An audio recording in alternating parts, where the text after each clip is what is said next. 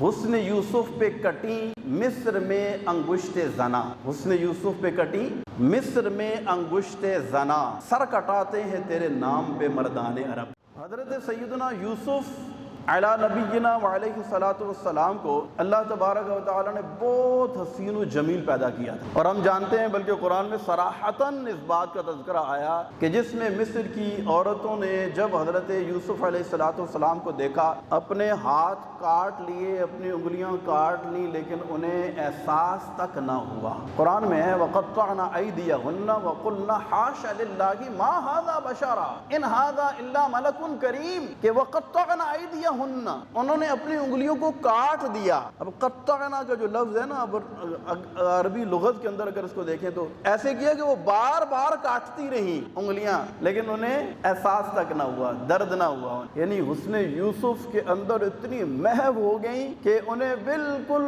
اس چیز کا احساس ہی نہ ہوا کہ ہم اپنی انگلیاں کاٹ رہی ہیں، اور انہیں درد کا پتہ ہی نہ چلا۔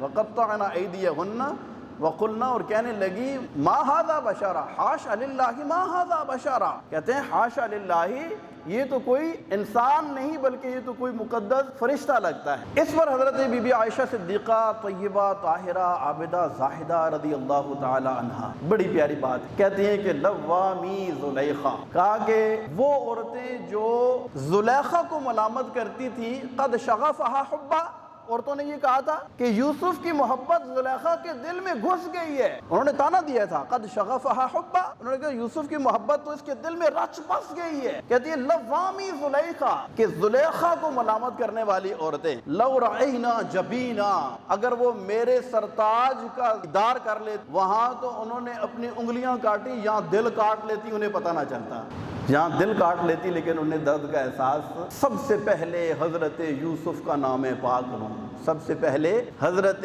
یوسف کا نام پاک لوں، گر گناؤں میں تیرے امیدواران جمال۔ اور یہاں پر کمال بات کی، کہتے ہیں کہ حسن یوسف پہ کٹی مصر میں انگشت زنا، حسن یوسف پہ کٹی مصر میں انگشت زنا، سر کٹاتے ہیں تیرے نام پہ مردان عرب۔ اچھا، اسے کہتے ہیں تقابل کا شعر۔ فن شاعری میں ہمیں کسی وقت کے اندر غالب کو پڑھنے کا موقع ملا، اور کافی جتنے بھی اردو شعراء ہیں، عربی شعراء کو بھی، لیکن فصاحت و بلاغت میں اس شعر کو ذرا سمجھیے گا۔ یہ اعلیٰ حضرت امام احمد رضا خان رحمۃ اللہ تعالی علیہ کا شعر ہے، اسے کہتے ہیں تقابل کا شعر۔ کہتے ہیں حسن یوسف پہ کٹی، کیا ہے حسن یوسف؟ یعنی یوسف علیہ الصلوۃ والسلام کو دیکھ کر، کٹی ماضی کا صیغہ ہے، یعنی کٹی ایک دفعہ کٹ گئی مصر میں، کس جگہ پہ؟ وہ عورتیں کون سی تھیں؟ مصر۔ انگوش، کیا کٹی؟ انگلیاں کٹی، زنا کس کی؟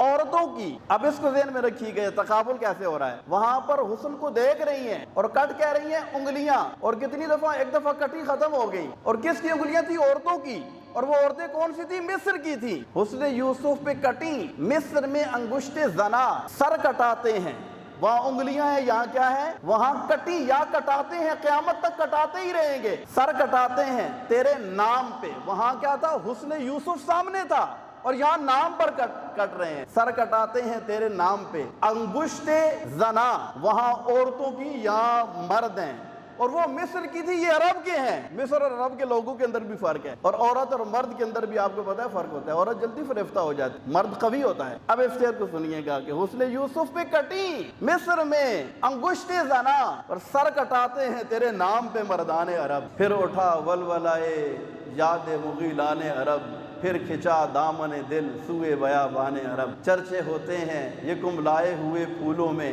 نہ یہ دن دیکھتے پاتے جو بیابان عرب۔